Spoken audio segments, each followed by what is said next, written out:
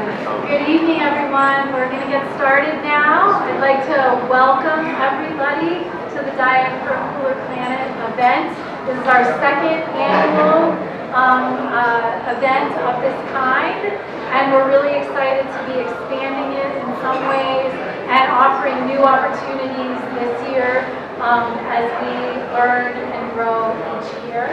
We're really excited to have this panel discussion tonight around Growing for Change.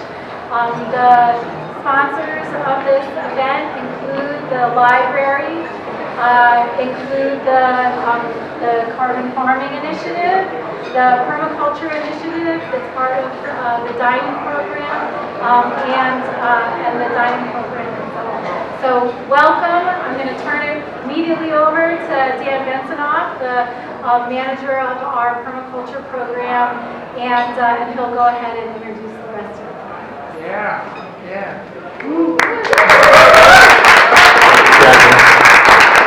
I want to thank you all first for being here.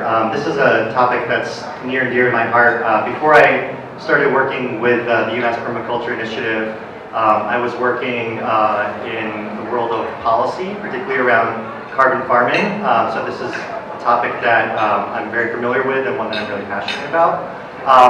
To me, this is incredibly important because as you all are eating, this is a decision that we make 2 or 3 times a day, and it's one of the most important decisions we make every single day. Right? So many people, they think about climate change, they immediately thinking about coal, they're thinking about transportation, and yes, of course, those are really important pieces of the puzzle, but one of the most important pieces is the food that we put into our bodies every day. What we eat determines how the world is used, and so I think that this topic of carbon farming and climate mitigation through foods that we eat is essential, and unfortunately we're only beginning to do the educational work necessary, right? We're talking a lot about local food, which is essential, but we need to go much further and we need to be much more specific. So I really want to thank our panelists for being here, and I'm looking forward to a wonderful discussion.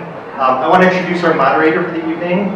Eric Hoffner is a photojournalist and an editor from Mongabay.com, which is a global environmental news service with 30 million readers.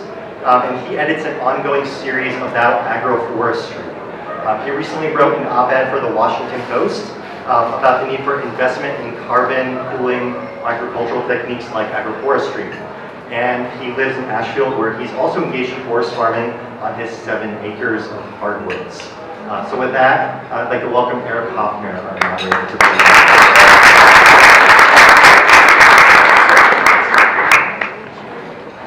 Thanks, Daniel. It's been fun talking with you about this whole project. We're both passionate about it, obviously. And thanks again to UMass Dining and the Sustainable Food and Farming Program. Without your partnership, this wouldn't happen. So yes, this is a question of our time. How do we eat? It's the thing we do every day, like Dan says, and obviously each of these questions should come and if you frame it with, what am I eating? Obviously, the first thing you can do as an eater is to eat mostly plants, as Michael Pollan says. Eat food, not too much, mostly plants. And when he says eat food, he means good food. He means, food that you can understand, that's from somewhere or that part of it you can grow. That is critical. And a lot of people are talking about meatless Mondays, and now there's a new initiative about meatless breakfasts. Can we get all Americans committing to just eating really low on the food chain first thing in the morning? And that's the time of day when you can get away with that without too much thought, and because a lot of us already do. It's already kind of baked into how we work. So I just wanted to ensure that we talk about that as sort of the top line of cooler eating and dining, and all the agriculture that goes to underpin all that. But tonight, what we wanted to do to further that conversation is talk about how some literal techniques of farming are able to cool the climate. And we we've got this fantastic panel of folks who are from around here. Like Dan was saying, I edited this series for Mongabay, and it came out of my own interest in this because it was just something I bought a little house in Ashfield, and I had 7 acres of forest, and I just started growing shiitakes and pawpaws and things like this in association with it because it just seemed like to make so much sense. It came into a realization that this is a global movement. This is a thing that people are doing all over the world, is growing things like trees and crops and vegetables all in a system. And it makes a lot of sense because it works like a forest. That's why agroforestry was developed by indigenous people millennia ago. This is an indigenous technology, basically, because people were looking at their landscape, knowing what they like to eat, what they like to grow, medicines that they liked, and they would just start planting them in amongst the forests and different ecotypes that they live in. So it's been going on for a long time, and we owe this sort of wisdom to indigenous people, and to this day, they're still the biggest practitioners of this technique globally, and that is actually a really inspiring number. It's a huge number. It's about 1 billion hectares of the globe is under some sort of agroforestry. And for scale, that's about the size of Canada. And so most of those people that are doing it are still indigenous people, and they're growing food forests in tropical areas, like what you think of bird-friendly coffee or shade chocolate, that kind of thing, where you've got coffee bushes in the lower story, but you've got timber trees and you've got banana palms and all these other things that shade those plants because they love the shade. And then you've got herbs and medicines on the ground. And, that's one way it can look. That's how it does look in many places, and that's why it's so widespread, because you have this system where it's very resilient. You can lose all the bananas, but you still have the nut crops, you still have the NSAID or different kinds of grain crops that are growing underneath it. Communities are a lot stronger for it. So the other fantastic thing about the scale of this technique is that it's sequestering 45 gigatons of carbon just in the woody trunks of trees and branches of the bushes and the soil underground. It is an enormous number, and it grows by almost 1 gigaton a year. So what we're here to talk about tonight is how a lot of temperate zones, like in this area, can be part of those numbers and produce really interesting food, delicious food, things that support farmers and farming communities in really interesting ways. And so I wanted to introduce these folks just as a way to get a sense for what everyone's doing, and then we'll come back and we'll ask you a little bit more about what you're doing, and then we're going to hear your questions as well. So here we have Lisa DePiano. She's a lecturer here at UMass, and on things like forest gardening and perennial agriculture. She actually got her master's here in 2006, so she's a homegirl. She's also a farmer in her own right. She stewards this really cool chestnut tree silvopasture project that's going on here that she'll say more about, I hope. And then next to her, actually, we have Carol over here, Carol Roselle. She's the education director for the Massachusetts chapter of the Northeast Organic Farming Association, NOFA. So she does a lot of, just outreach and extension work, how do you grow things organically, but also she's piloting this really interesting project. It's a 3-year project to help farmers understand how to build soil carbon, the underground stuff that we don't see as much. She also has the CSA in Wendell, so you're a busy lady. Connor Stedman here. He's the lead designer for Appleseed Permaculture. This is a design firm, and also Terragenesis International. He goes around and advises farmers on how to mitigate climate change, block up carbon, those sort of things, but as just a part of tightening up the business model for farms so they can be profitable, because these things can work together, and that's where it makes the most sense. And then we have Siva Tower and Colleen and Upricher here on the end. They are the founders of Nutwood Farm. This is a really cool little new farm up in Cunnington in Hilltowns. 7 acres, most of it under production, and they are growing chestnuts and fruits, vegetables, hazelnuts, all these really interesting things in combination with livestock, and bringing small livestock in amongst the trees, and it's a very interesting and kind of a beautiful little system that we call silvopasture. And so a word about terminology then. So agroforestry, this is where, you know, crops, trees, everything together. It can be as simple as rows of apple trees in between lanes of wheat or hay or something like this, all the way to, you know, your shade-grown coffee or something like that. Now, silvopasture is where you are running animals in amongst them, and it's kind of a subset of agroforestry.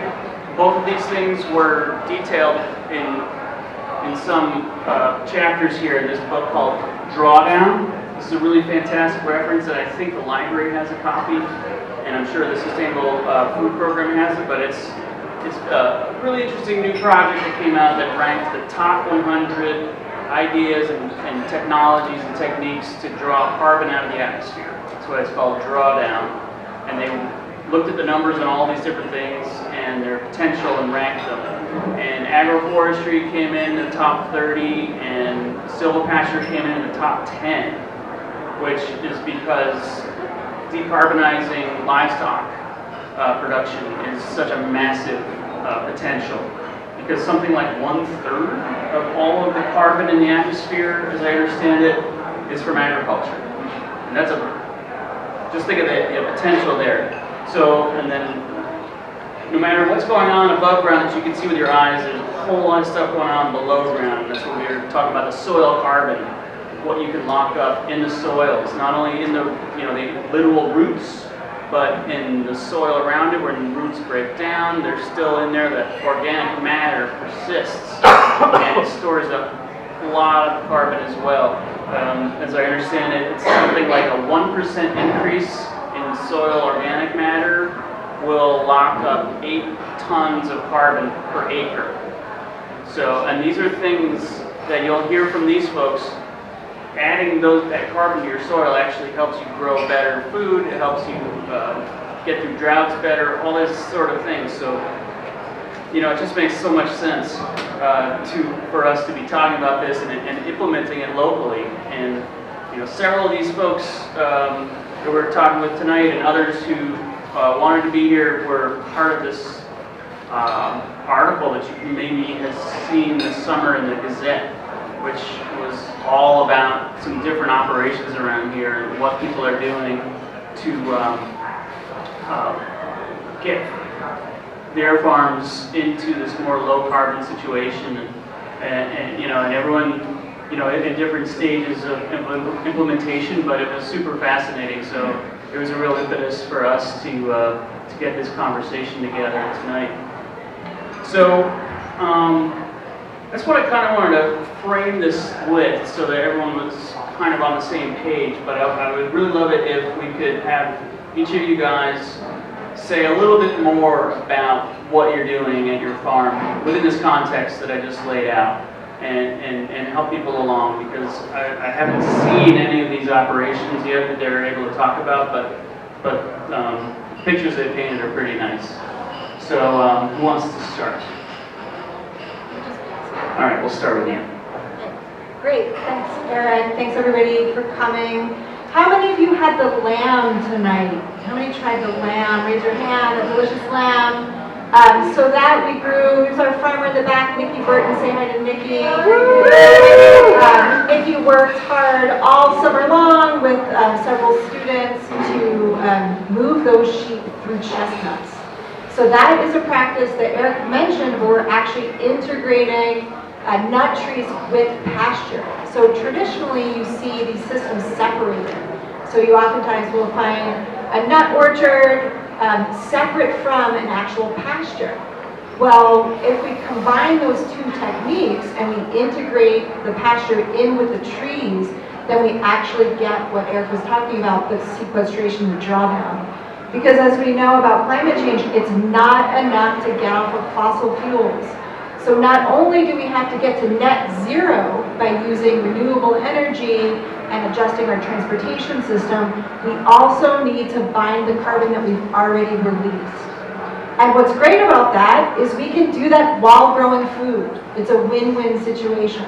So by planting these perennial trees and integrating rotationally grazed livestock so that they're not overgrazing and contributing to climate degradation, by combining these two techniques, we can actually take the carbon out of the atmosphere, store it back into the soil, store it back into the trees. So that's what we wanted to trial here at UMass. We're a Research One university. It's very difficult to see this practice here in the Northeast. So we've started a 2-acre demonstration site. It's on our UMass Ag Learning Center. The sunchokes, if anybody had the mushrooms and the sunchokes, yay, that's one of our perennial vegetables that our chefs worked really hard to make palatable. That was delicious, wasn't it? Oh, yeah. So good. And so we're learning how we can cook with some of these different vegetables that are perennials that draw down the carbon different from our annual veg systems.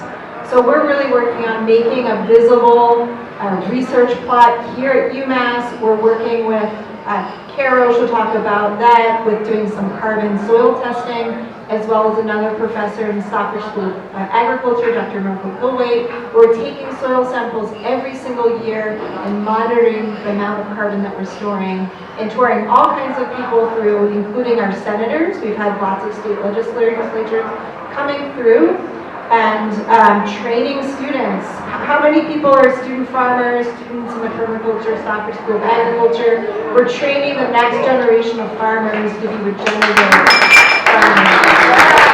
And they're really going to be leading the way and retrofitting a lot of our existing farmland to do this. So thanks for bringing this here. Hi everyone. Hi. Nice to see you all tonight.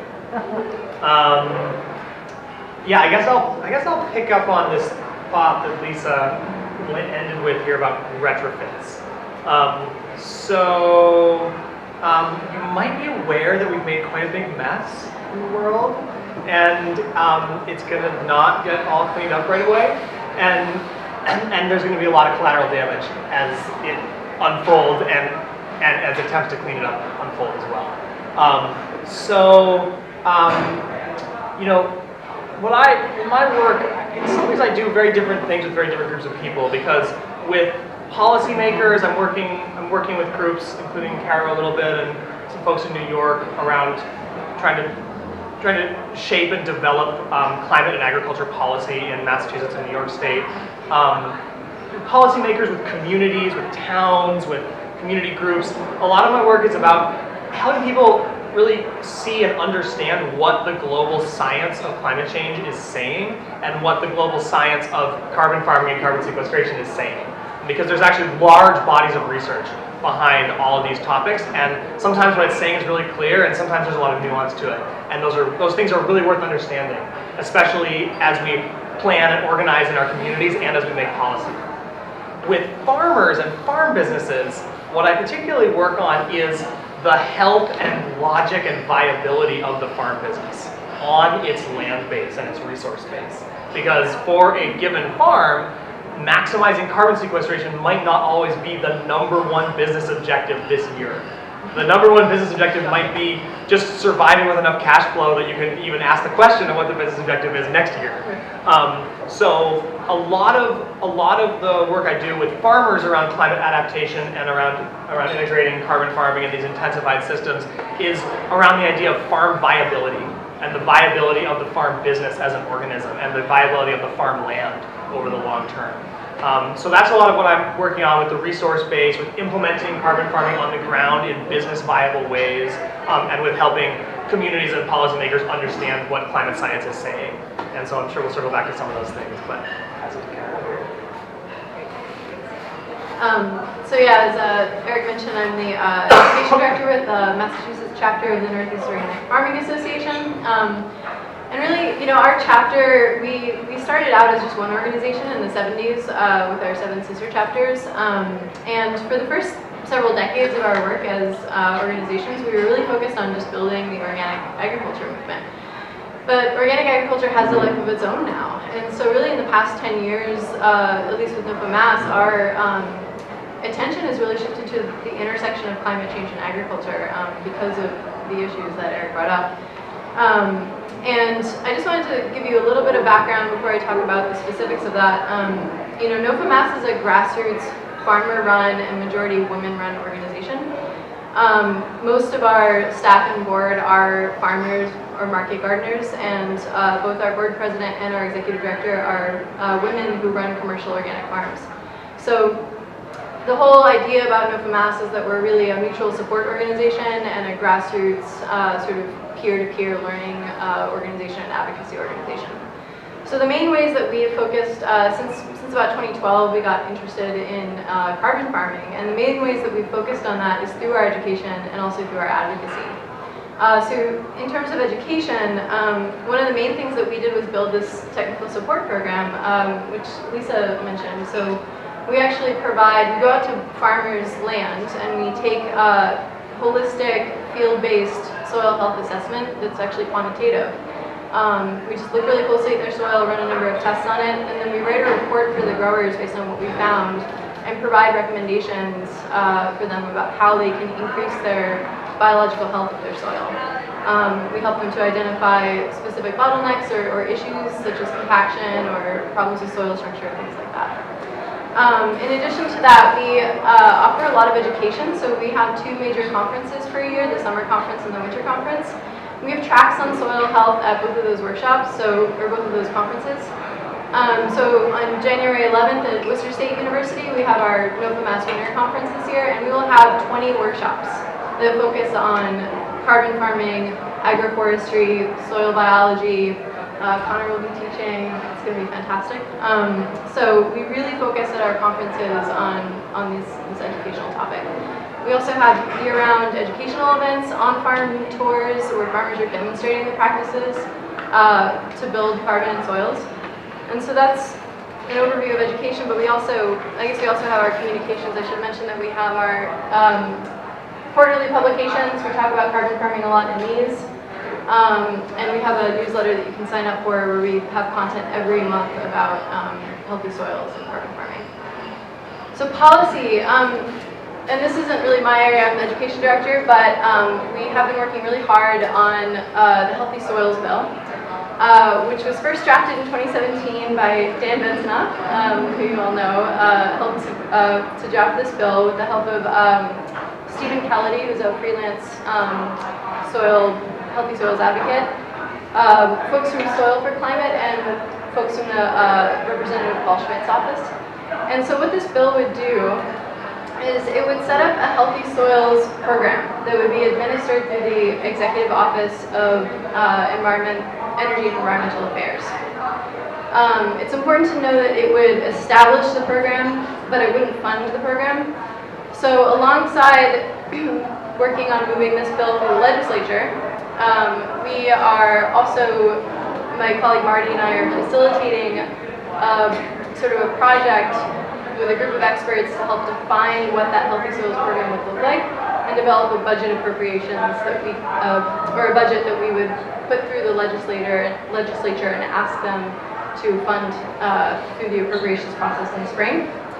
And we're also advising on a Healthy Soils Action Plan, which would create a blueprint for how the state can support healthy soils across land uses in Massachusetts.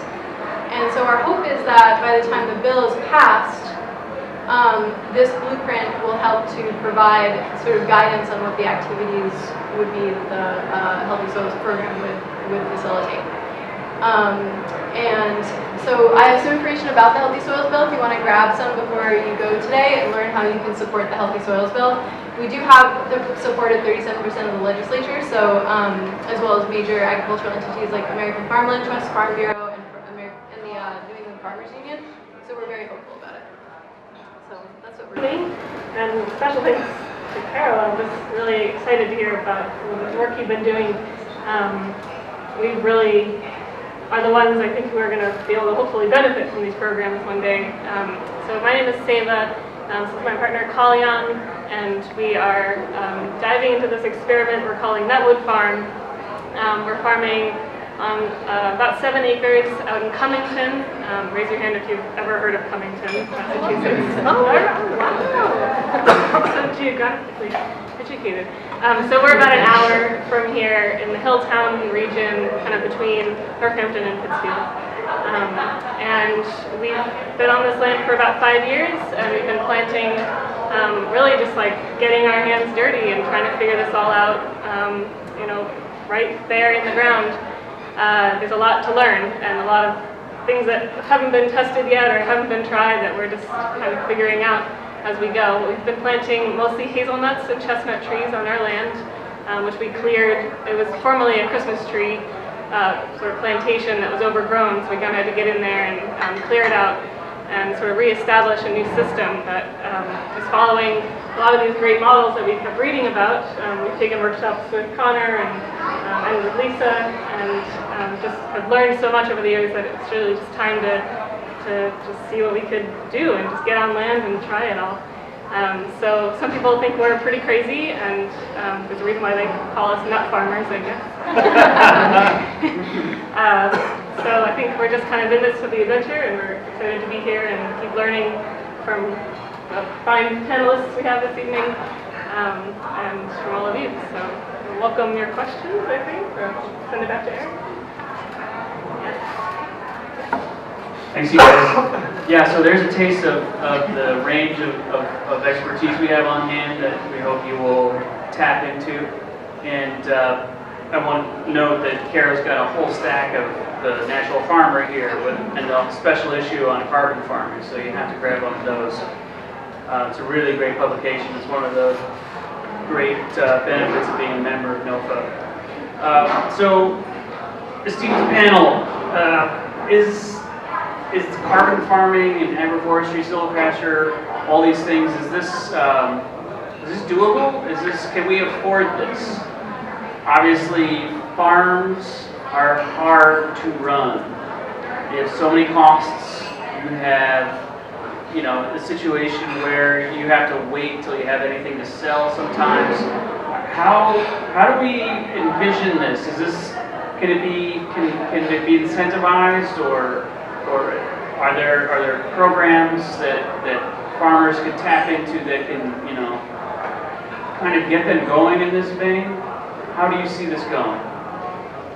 Anybody want to try? Can you get her that one? Yeah, there we go. See if it's on.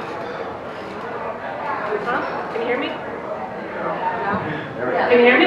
Yeah. Okay, so I guess I'll grab this one as we're first-time farmers here. We did not grow up farming in our families, so we're the ones who are trying to. Sorry. How are you making it work? How are we making it work? Exactly. So we're trying to figure out how to make it work. Not having a lot of financing to get on land is a huge barrier for a lot of farms. And when you're planting perennial crops that have been out bare for 3, 4, 10, sometimes years, there's not a lot of current programs that are helping farmers to get into these crops or transition to these crops. So we've been advocating a little bit with our legislators to try to figure out what state programs, what MGAR programs might be modified so that it could support more perennial farming. But in terms of viability, I can be pretty honest with you all and say that it's not viable right now. We have to support ourselves with other income just to be able to experiment with this work. And we did start to harvest some of our crop this year. We have a little show and tell, which you could pass around. Yeah. Just grab it from the table. So these are just some of the hazelnuts that we harvested this year. The first jar is the tall one has them in husk. That's what they look like when you pick them off the bush. And then the other one is out of the husk. And what you'll notice is these are hybrid hazelnuts, so they've been crossed, the American hazelnut and the European hazelnut crossed together to create a more resilient and more productive crop. But it's still a pretty unstable crop, so the sizes of the nuts vary quite a lot. The characteristics on the bushes that we're planting vary quite a lot. We've been planting seedlings, so this is not a named variety, it's not a stable genetic that we're working with. So there's a lot of work still to be done to select the varieties that are going to be profitable in the future, and figure out also how to process them, because the varying sizes make it very difficult to find processing equipment or to build processing equipment.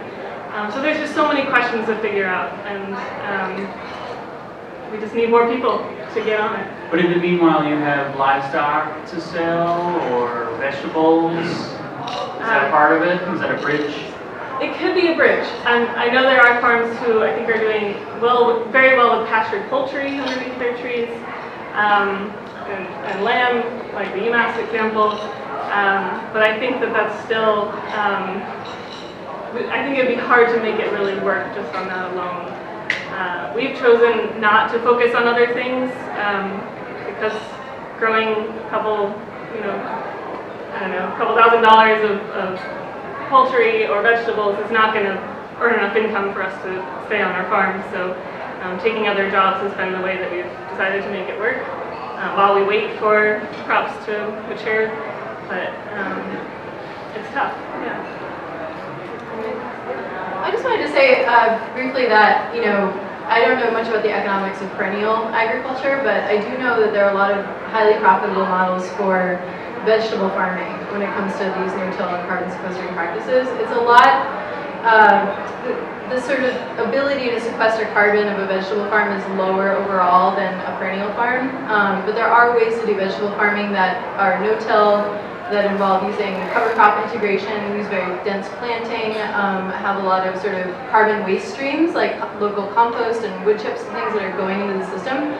And farmers are actually able to be highly profitable in certain models using these systems. So, for example, Paul and Elizabeth Kaiser of Singing Frogs Farm sort of famously have a farm where they make $100,000 per acre growing vegetables using very dense spacing, no-till, really good soil health, and just really good management practices. So in the world of vegetable farming, really there's a lot of profitability in using soil health practices. Yeah, if I could add a few things to this conversation. I thought your question was really a good and interesting one of like, can we afford to do certain things? And one way to think about that I think is useful is that the United Nations expects global economic losses from climate change by 2100 to be over $600 trillion. So that's not like fringe conspiracy theorists about climate change. That's the UN saying that global economic losses are going to exceed $600 trillion. And just this past week, a new report from the UN's climate change body came out saying that there are potentially infinite costs of climate change. That is uncalculably high. What the effects could be on the tail end of what we're heading into. So what that then points to is the fact that both climate adaptation and carbon sequestration are significant public goods. Now, again, just to talk in orders of magnitude, many people are interested in carbon pricing, and whether through carbon taxes or through some other way of valuing and pricing carbon. Whether that could do it. For carbon pricing alone to get atmospheric carbon dioxide levels down to 350 parts per million from 415 where it is right now, the price of carbon would have to be set somewhere between $300 and $1,000 a ton. And right now, the best price anyone can get on the voluntary carbon sequestration market is $15 a ton. Right. So again, just to scale where we are and what we're talking about here, these aren't incremental changes that are needed. These are systemic transformations of whole industries and whole ways of the way our economy works. So on the farming side, the sort of the bad news is like right now we don't have functional ways to pay farmers to store carbon. That's many years away in terms of policy development. That's really right at the leading edge of what people are even considering on the state level in terms of like payment for a ton of carbon stored in the ground or in trees. But what's easier to wrap your mind around is incentivizing the practices that we know do that. So that's what we're starting to work on in Mass in New York, and California has a very robust program of that now. So the other thing is that a lot of these carbon storing, a lot of these carbon farming systems are what are called multifunctional.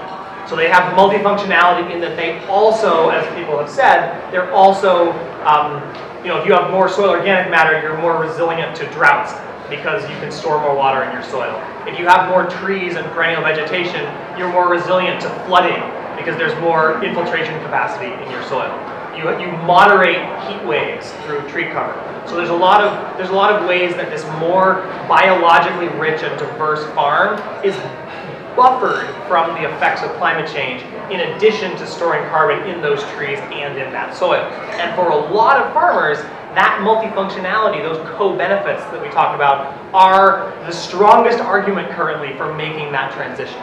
However, again, we're talking about the scale of the gap in our carbon budget that we're dealing with is really of an order of magnitude such that tinkering around the edges is really not sufficient. So that means that the individual farm business can't be asked and expected to bear the costs of the transition to carbon farming by themselves. That cost needs to be paid by other entities who are valuing that public good they're providing. And that could be the public sector, like we're starting to work on in a number of ways at the state level mostly. That could also be through the philanthropic sector, such as groups like the Chesapeake Bay Foundation has a public philanthropic partnership where they help pay for the cost share for farmers to cover crop in the Chesapeake Bay watershed. Because there's a really measurable effect on when you have continuous living cover on farmland, the amount of nitrogen and phosphorus runoff from that farm goes down significantly. So that's a philanthropic organization that is helping fund that. There's also private sector funding where companies, like those that we work with in Terragenesis with my good friend and colleague Russell back there, companies who want to make good on their kind of often very greenwashy environmental commitments and really tell a story that has integrity about their product, they're starting to think about, well, what does this actually look like in my own supply chain? And what is actually represented in the product I'm selling? So there are companies that are starting to make investments into their own supply chain and help pay for that transition for their suppliers. So part of why I'm painting this picture is because I saw some hands go up when people said they were studying agriculture, but I saw a lot of hands not go up a minute ago, and that means you might be studying any number of other things. But the public sector and the nonprofit sector and the private sector all have really big roles to play in having an active economic relationship with the transition we're talking about. And I just wanted you to have the thought that maybe that's something you could work on, even if you're not going to go into agriculture yourself. So even just to reframe the question is to say, can we afford not to, right? So we need to start thinking about these problems not with the lens that they were created, right? So we're thinking, is this economically feasible? And we see different people handling the situation of it not being in different ways. So I'll just throw out some other strategies that we've done in order to make this happen. One is being able to do this at a university. So because we have the luxury of having the university paying my salary, paying some of the other farmers' salaries, we can do some of this innovation in farming. We can do some of the trialing and some of the developing of the different varieties and test them out so that when farmers get that chestnut seedling, they know that that's been tested, that has a good quality nut, it's resistant to disease, and we're taking that burden. So I'd say that here at the university, we have an important role to play in this new farming innovation. One of the other things that we're starting to do at our project, again with the help of Russell Wallach in the back there, is we're starting with seedlings. And so if we're talking about the cost of trees, and we're talking about chestnut trees, we can see that a chestnut tree could cost $25 a tree. And if we're doing this at the scale to which we're talking about here, we're talking about thousands of acres, right, going into this kind of production. So you can do the math, and so that gets up very quickly. And so by starting with seedlings and getting the seedlings and growing them out and getting them out to farmers, that's one way that we can start to mitigate costs. And so thinking about what we can do here at the university to play a role in this innovation farming. And I would just say, we can't afford not to. Yeah, good point. And what Connor said just reminded me of something. There's a really creative business model starting right now that you might hear about more in the coming months and years, but there's a startup out of the Hudson Valley called Propagate that I've been following, and they're doing basically they're doing agroforestry implementation through the solar leasing model, which is, we're all familiar with those companies that want to put solar panels on your roof and you don't have to pay anything, and then basically are sharing the value of that over time. So they're basically making a hack of that model and approaching farmers to say, you have a great big dairy farm here. Did you know if you put all these apple trees in, your cows will get more shade to loaf in and they'll be less stressed and they'll make more milk and it'll be more profitable for you. Are you interested? Down the line, we'll help you get carbon credits if that ever comes to pass through, the state legislature or the national Congress. And in the meanwhile, we're going to share half of the apples that you create through your hedgerows between the cows. That sort of thing. So it's an interesting model. You can learn more about that at Propagate. And I know there's another, propagate.org, I think it is. And then there's a similar thing starting in the Boston area. And it's slipping my mind right now, but if anyone knows, please let me know. But I guess it really just points to we can be creative about this. We see a public good, we see a big need, and recognizing that farming is a business and it's not a charity. How can we make all these things work together and moving forward in one direction? So I want to hear from somebody with a question for any of these smart panelists. What is this got you thinking about? Do you have a particular question? Do you have a piece of land or something that you would like to make happen in the carbon farming movement? Policy question, it's all good. It's a small one. What breed of chestnuts do you guys cultivate?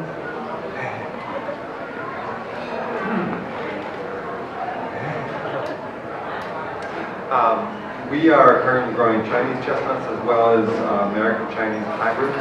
We also have a few Korean, European hybrids. We're mostly experimenting at this point with our chestnuts. Most of them are still small. We've had a lot of losses, mostly boll damage and winter die-offs. But the hazelnuts are what we focused on more, and we have about 8 times as many, or 8 or 10 times as many hazelnuts as chestnuts. But they're also small. It's a shrub rather than a tree, and so we're planting hedgerows of those, long lines. I guess I wanted to just say one little piece about our farm in terms of this topic of financing and viability. Is we have been doing it by our own shoestrings from the start. When Steven and I met in permaculture convergence, I was still in debt. I had been managing other people's farms and doing tree work and really wanted to do more orchard work, but I had no access to land of my own. And we found a small plot of land that we made friends with the landowner and got them to owner finance. So we are 5 years into a project on an overused piece of land that we are bringing fertility back to gradually and planting as we go while we're also building a house. And so to say that we're not in production yet, sure, but we have over 1,000 trees in the ground and our gardens grow every year and we're feeding ourselves and we have quality of life that I never had the quality of life we have now prior to finding this piece of land. So there are other incentives than just the dollar. And as Lisa said, we can't afford not to do this work. So Saban and I are on our little 7-acre plot hoping to inspire. Thank you. It's just a quick question for NOFA as well, just to add in the microphone. Do they like work around the principles of permaculture as well while doing educational programs, or just like soil development and stuff like that? Sorry, could you rephrase the question? Do you do permaculture, extension, and education as well? Yes, we do. Quickly though, I just wanted to respond to something you said because you brought up something I think about a lot, which is the fact that when we're thinking about the private sector, the land, the private sector, that the way that it values land this whole conversation doesn't factor in at all. And this is something I spend a lot of time thinking about because it seems to me that we spend a lot of time thinking about how private sector can incentivize owners of land to put carbon back in the soil.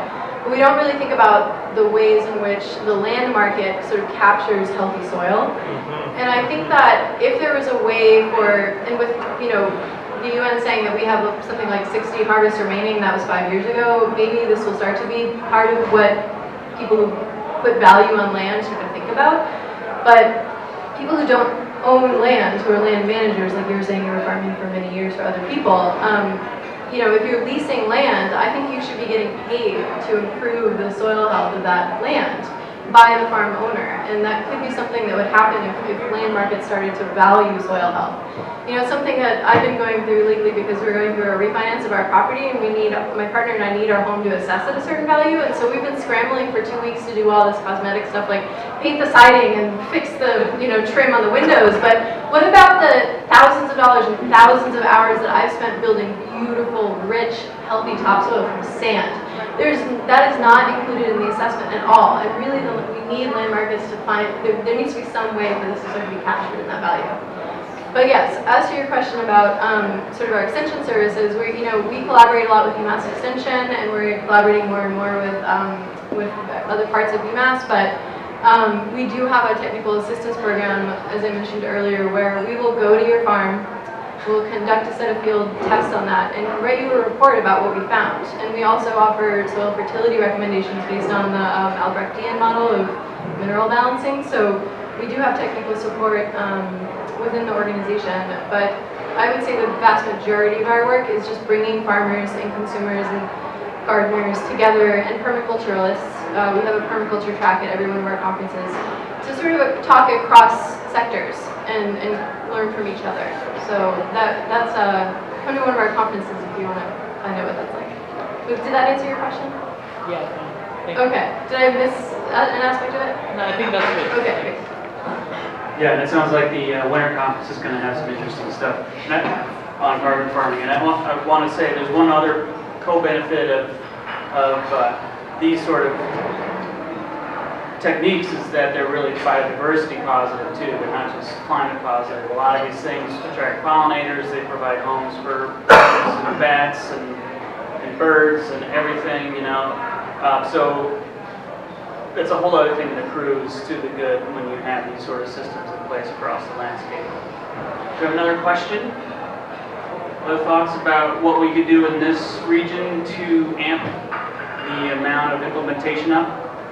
Whatever you, here we go.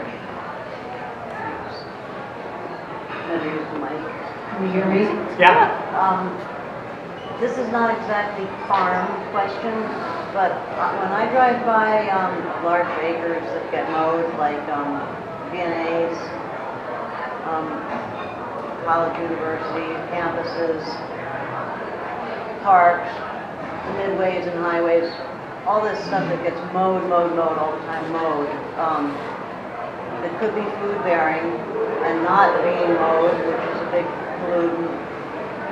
Where does that fit into things in terms of policy and who you talk to and why isn't that happening? I mean, vets working on their own acreage to, pick food that they could be eating, I would think would be a win-win times 100 situation.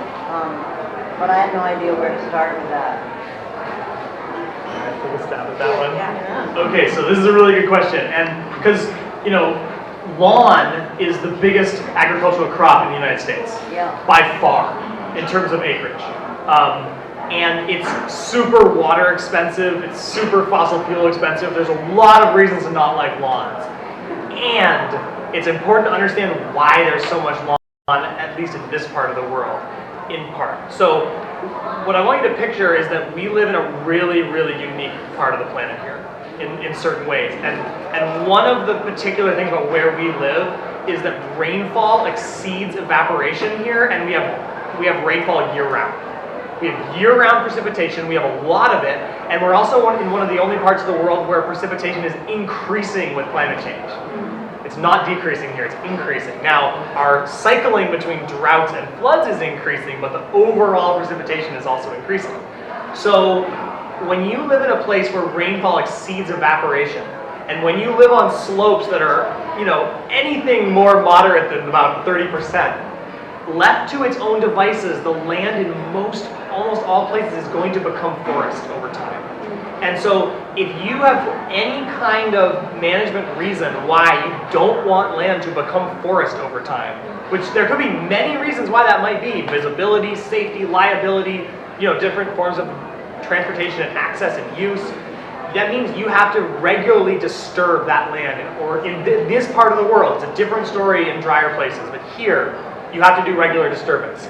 Now, the pieces of land that are these large lawn mowed landscapes, some of them are land that could be farmed.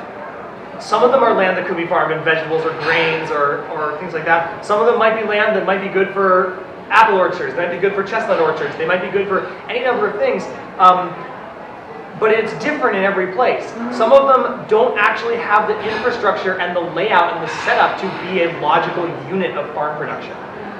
Many of them, and in many of them, because of that, the cost structure of managing them for food production would actually be significantly more expensive on net than mowing.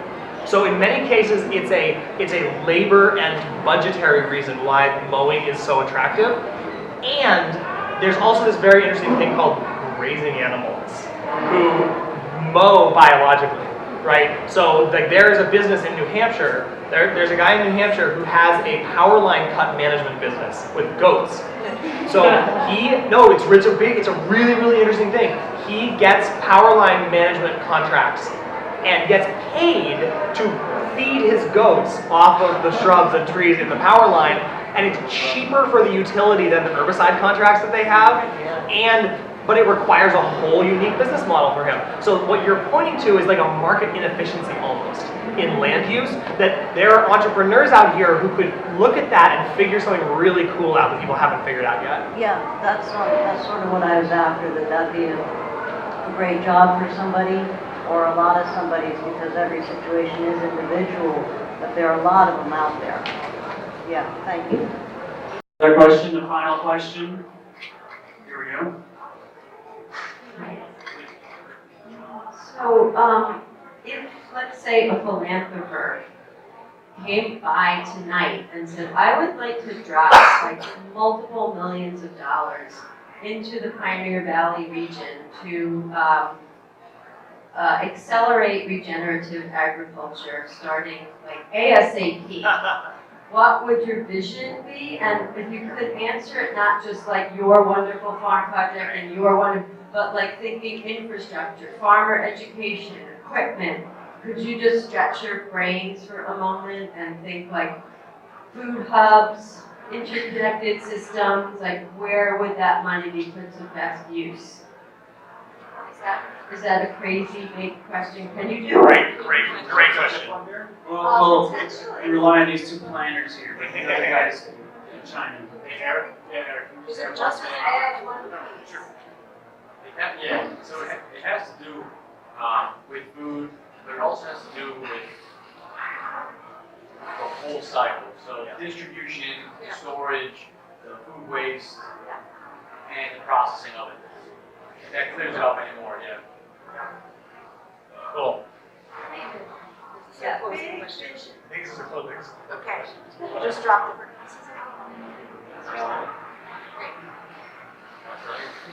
All right. So one of the things we're working on, this is also a full system, is creating perennial staple crops. Yes. Right? So instead of having so much of the world covered with corn and soy, actually start to create perennial staple crops. One of the things we're looking at, obviously, is chestnuts. And we're looking at it for a few different reasons. One is it was one of our staple tree crops before the blight. It's a drought tolerant, regionally appropriate, major carbohydrate, easy to store, easy to mill into flour. We can think about gluten-free flour mixes, right? But it's a tree crop. And they found these trees growing after 1,000 years in Corsica.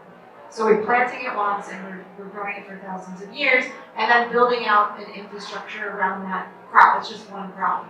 But thinking about equipment for different farmers, if we want to get no-till going on, different crimpers and things that farmers can use and establish.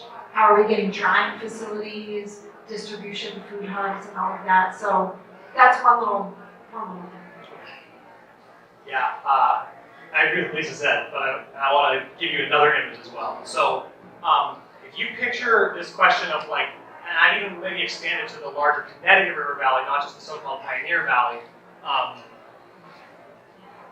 which in people's minds often stops before you even get to Holyoke, which is a funny thing to track, races and things like that. So if you picture in your mind, starting around Brattleboro, Vernon, Vermont, and then going all the way down to New Haven, Connecticut, there's basically a continuous territory of these glacial lake bottom soils, where the old glacial lake Hitchcock laid down clay beds, and then on top of those clay beds was loam from flood depositions on top of that. So those are the historically tobacco-growing soils of this region. And I think that is a more coherent way to think about the place where we are than the state line boundaries. So where we are right here has more in common with parts of southern Connecticut than it does with Cummington, in terms of like where we're sitting right here in Amherst, in terms of the nature of the land we're sitting in. That whole territory of these historically tobacco-growing soils has some interesting characteristics as an agricultural economy.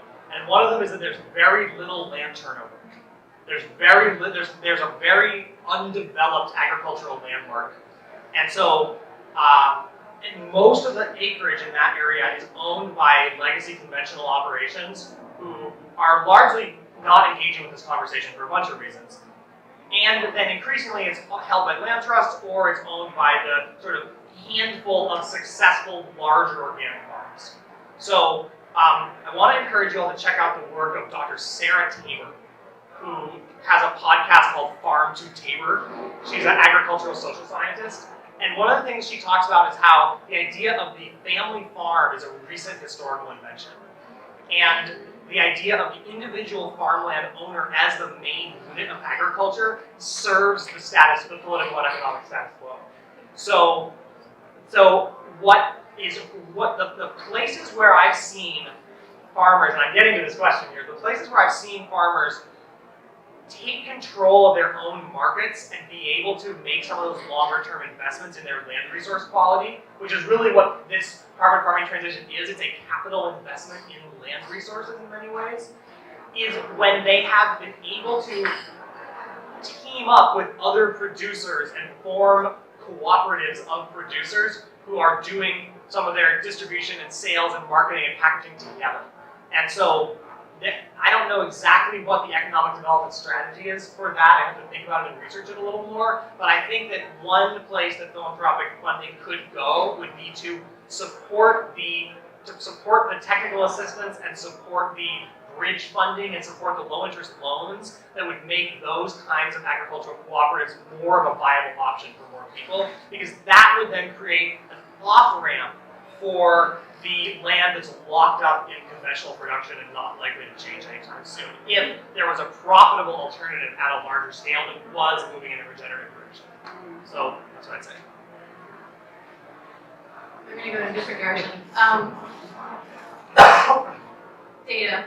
I'm like a big soil wonk. I'm a soil nerd and I love data. And one of the things that I keep coming up against in our work on the policy side with Marty is we really have a lack of data about the specific kind of special agriculture that we have in the Northeast, which I think is both an opportunity and a challenge. There are parts of this country where you can sort of get a good idea of the carbon sequestration that's happening on one of these mega commodities farms just by taking satellite images and just estimating the days of living cover, and then you can get a good idea of carbon sequestration. Done. In the Northeast, we have people like Seva, Nutwood Farm, and we have these beautiful diversified farms that are doing chickens under nut trees, and we're doing livestock integration, and we're doing woody perennials with vegetables, and amazing stuff, right? But it's very hard to measure the carbon sequestration of that work, of that kind of farming. And so something where I think funding could be used is to start to collect soil health and quantifiable soil health indicators on these diversified operations, and not ask farmers to take up a certain practice, but farmers are the innovators. I believe in the innovations of small farmers. So looking at what they're already doing and then correlating carbon sequestration and soil health data with existing practices, the practices that they themselves are innovating. That'd be awesome. I wanted to offer another sort of image that came to my mind. I think I got this from some permaculture podcast, so it's not my original thought, but I can't remember who it was. Anyway, just to remind all of you how much our agricultural economy has changed over the last even 100 years. So if you think back, we really haven't been farming soybeans for very long. So back in like 1900, there weren't any soybean farms. And over the span of I think like 20 years, there were massive investments of R&D and government funding and FSA and all these government agencies that just like went full force into this production of soy. And I don't quite have the whole context to be able to explain to you in 30 seconds of like why that all happened, but it's just a reminder for me that things have changed dramatically in a very short period of time before, and so that's what gives me hope that they could change very quickly and dramatically again. So I think if there's money out there that could be invested, these things have happened before, they could happen again. Kind of piggyback on that, soybeans, just the data-hungry among you, it's the primary oil crop in this country. It's only 20% oil, it's a very poor quality oil. Hazelnuts, there's that jar that went around to see, are about 60% oil. And it's a high quality oil, both high in vitamin E, which is a natural preservative, and it's a high heat frying oil and tasty. So as a comparison, we have an annual crop that is degrading thousands of acres of soil, millions of acres of soil in this country, or a perennial crop that can be building it for the next several thousand years. But I would piggyback on what Connor was saying in terms of cooperatives of growers and processors of food working together. We need distribution or processing centers in every county at least, not in every state, but every localizing. We need transportation being an issue. We need to look at our own small communities and how we can round them off so we can actually live full lives there. But the biggest piece is still going to be land access. And if some philanthropist wants to drop $1 billion in Western Mass, I would say buy up all the old dairies that have recently died and break them up into 20 or 30 pieces each, and give each one to a farm family that doesn't have land. Yeah. Great. Thank you guys. I want to show you these resources again. Drawdown is a great book. Get it from the library or go to Drawdown. I think it's drawdown.org.